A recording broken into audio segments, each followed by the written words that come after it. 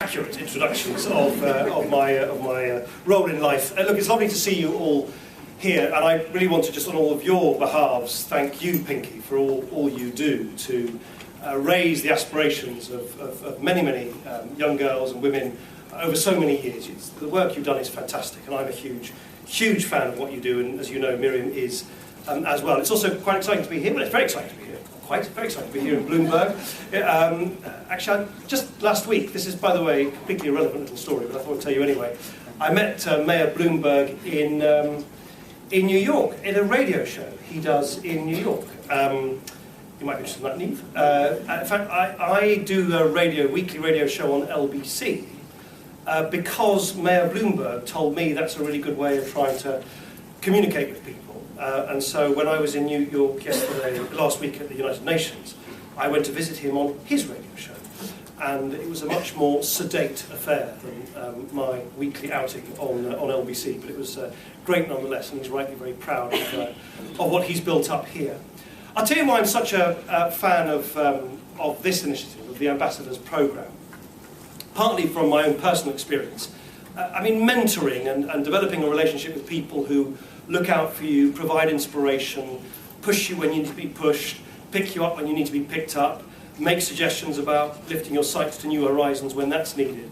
That is something that I kind of stumbled on by accident. I never had sort of formal mentoring arrangement with anybody, but I do remember one very specific moment when, looking back on it, someone said something to me that just simply made all the difference. I was working at the time in Brussels as a sort of lowly nobody in the kind of corridors of the European Union, and I got to work in a totally non-political capacity for someone you may remember or may have heard of. He was called Leon Britton. He was a Conservative, but he was working in Brussels in the European Commission. Anyway.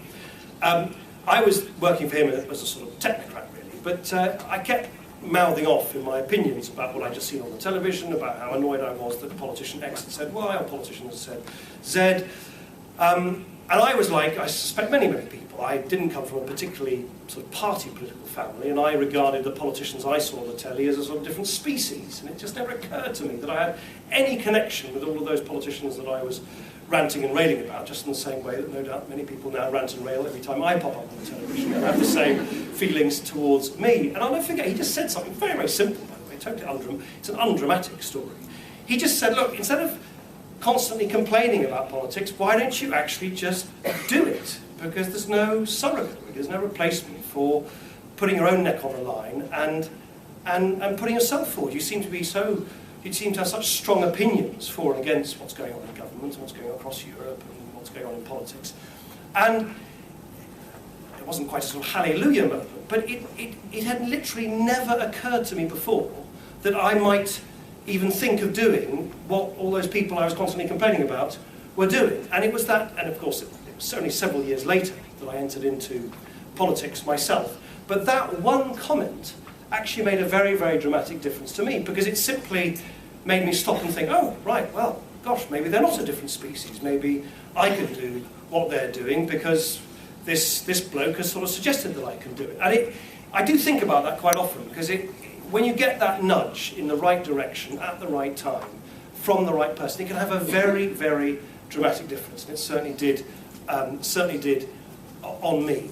The second reason I'm so delighted to be here is that I've always been influenced by a lot of very strong women in my life. Neve talked about your parents. Undoubtedly, my mother, who is an extraordinarily strong woman. She spent much of her childhood in a concentration camp, in a prisoner of war camp, as a young girl. Then many years later, moved to a different continent, a different country, spent many years working as a teacher, raised the four of us, my two brothers, my sister and I, and still is very much the kind of sort of dominant influence in terms of the kind of values which we should live by in my life and that of my brothers and my sister. I think, totally subjectively, one of the funniest and brightest women I've ever met in life. Miriam, who Pinky's quite rightly paid tribute to, who's just given me a major telling off by mobile phone on the way to this very building for not doing enough to get my oldest son to do his piano practice. I got a royal, whatever we call it, is a wonderfully strong woman. Grew up in a small agricultural village in the middle of the Spanish countryside, is now a partner in a major law firm here in London and has to put up with me as a politician husband. So I not only have, from my own personal experience, have seen the value of having people nudge you in the right direction in the right time, but have certainly always been heavily influenced by and happy to be influenced by strong women in my own life. Indeed, I've just appointed, delighted just today, appointed one of the strongest women I know in politics, Susan Kramer, to be a senior member of the government in the reshuffle that's happened today. She's a Minister of State in the Transport Department, and she'll be absolutely brilliant at it too. So for all of those reasons, I'm chuffed a bit to be here, and would just wish you all the very, very best of luck. I think if you can create these relationships between women who you can identify with, women who are prepared to spend some time with you, talk about their experiences, about how they got to what no doubt will look to those of you, to the sort of girls amongst you, as a sort of distant pinnacle of success. And when you break those journeys down and see that everybody's had to go through their struggles and everybody's had to go through their ups and downs, everybody's needed to be pushed at certain times, I think it has a dramatic effect on raising aspiration and encouraging people to live out the dreams that you dream. And that, of course, is what life is all about. So good luck and thank you very much.